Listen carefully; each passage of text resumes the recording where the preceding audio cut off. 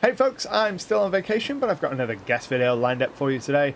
This is going to be from my good buddy Matthew Perkins, who's going to talk all about outsourcing to your players and getting them to do some of the work for you. So take it away, Matt. If you ever feel overwhelmed as a dungeon master, or you're a player who wants to help your overwhelmed dungeon master, then this is a video for you, because it's all about outsourcing in Dungeons and Dragons.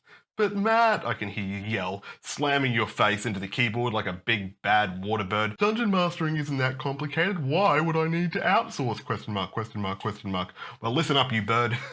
Dungeon masters do a lot, man. They're heaps busy. And I think at its most intense and intricate incarnation, the Dungeons and Dragons game can take the kind of a shape of a complex simulation of a fantasy world, procedurally generating in real time, leaving this poor sort of a dungeon master to act as the computing power behind that simulation.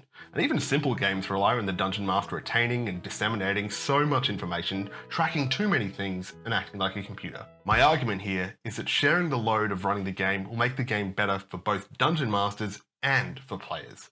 For dungeon masters, you'll free up brain space to listen to the players more carefully, and you'll be better able to run a game where you feel more present at the table.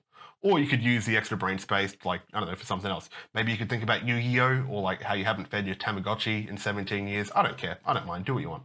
And for players, if you're looking for a way to say, hey, Dungeon Master, I appreciate you, then offering to pitch in is a great way to say that. For example, I appreciate my good friend Anto from Icarus Games, so I'm happy to pitch in and make this video for his channel while he's on break. If you don't know me, hello, hi. My name's Matthew Perkins. I make Dungeons and Dragons videos, which you can check out in the top right or top left of this video, I don't know. And please do Anto and I a solid by clicking like on this video, and don't roll your eyes later when I say, please leave a comment. And don't forget to check out my channel for some good D&D silliness. It's fun. So today I'm going to share an arbitrary number of roles that you can outsource to your players, maybe 8, I don't remember. But stick around to the end because the last one will change your life and fix your posture. Okay, let's go. The initiative tracker. Initiative is this strange little ritual that we have to do at the start of every combat, and it always trips me up to track initiative. I always screw it up as a dungeon master. So I think you could give one player the initiative tracker card. Now, this player is going to have 2 jobs. At the start of combat, they're going to have to get every combatant's initiative score and then display it in a way so that everybody can see. And also their second job is to remind people whose turn it is and whose turn is next. For example, player A, it's your turn, and player B, you're on deck. Now with this extra time, the Dungeon Master will have more time to set up the battle map. What am I saying?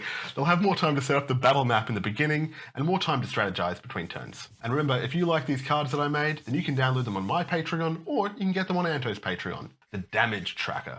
Some dungeon masters get all twisted up about the idea of sharing enemy hit points with the players. Now here's a compromise that will make your game feel a lot smoother. Now you don't share how much health the enemies have left.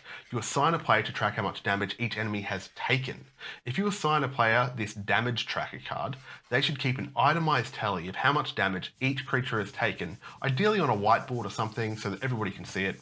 So rather than the players asking, oh, which one has taken the most damage, they can just look at the board and then strategize with that information themselves. The note taker. The note taker is a very rare and very special human who everybody should treat very well. Now the players are definitely going to forget little details in the game like NPC names or major plot points, and then they're going to bug the dungeon master for that information. But if you assign a player the note taker card, then it is their job to keep a dot point journal about the facts of each session. Now this doesn't have to be a report, and if they're doing any kind of work outside of the session on these notes, then that would be overkill. But names, places, major events, things that you might need to remember later, it's the note taker's job to jot them down during the session. Now this is a role that I'd recommend rotating because this can be a lot of work and it's really valuable. Thank you, note takers. I love you. The scheduler. Of every role I suggest you outsource, this one is a game changer. The scheduler is the person responsible for organizing the next session. If you assign someone the scheduler card, then you're asking them to do a little bit of work outside the game.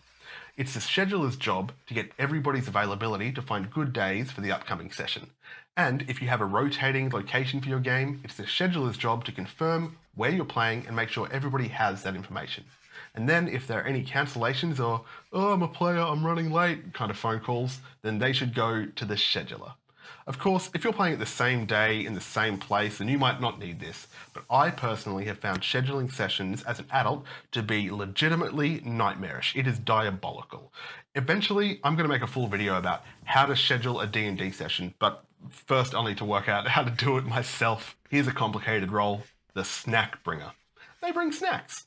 Now, we've just got 3 more roles to go through. If you think I've missed any roles, leave a comment and check out either the Icarus Games Patreon or my Patreon to get these printable cards that you've seen on screen. You can hand them out to your players so they know what roles do which. The Cartographer. If you're like me, you might like to run D&D on the cheap, because I use dry erase maps and paper, and often I'll draw my battle maps at the table.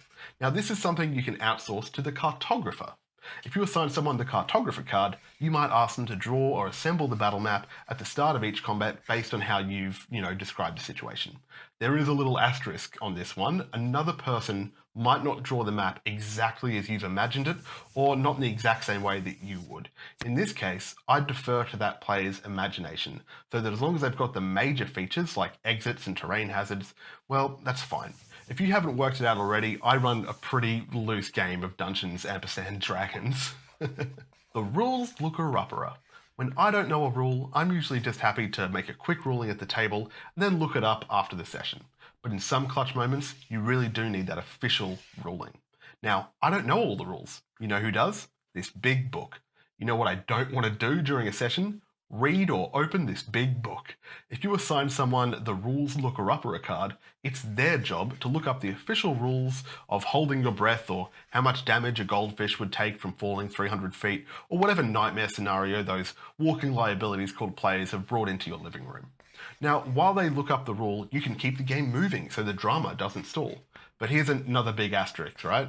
When you assign someone this role, you have to be clear that it's their job to look up the rules when you ask them to. They're not meant to go rogue and verify or contradict your rulings, because your rulings always take precedent as a dungeon master. The NPC. This one is by far my favorite, and it's also very rare to find someone that you would trust with this much responsibility. How many throwaway NPCs are in your game? Maybe the players decide to get a tattoo, or maybe they want to persuade a vagrant to steal something for them.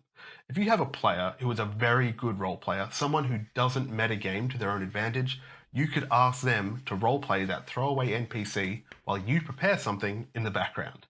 If you assign a player the NPC card, you might ask them to take over a conversation for you with a new, previously unestablished, non-player character. You could even openly give them a directive or a character motivation like, hey, you are a vagrant who's out on parole and you don't want to go back into the slammer, but you've been convinced into reckless decisions in the past for the right price. A shake-up like this, oh, woof, man, your players will love it. Everybody, it's been really fun making this video for Anto. My name is Matthew Perkins, like I said earlier. You can find my stuff in this card or something. There's a link somewhere. And everyone down here being listed, these are all my patrons. Thank you so much for letting me be on your channel, Anto. It's been really fun. Okay, I hope you've enjoyed your holiday. Peace out, everybody.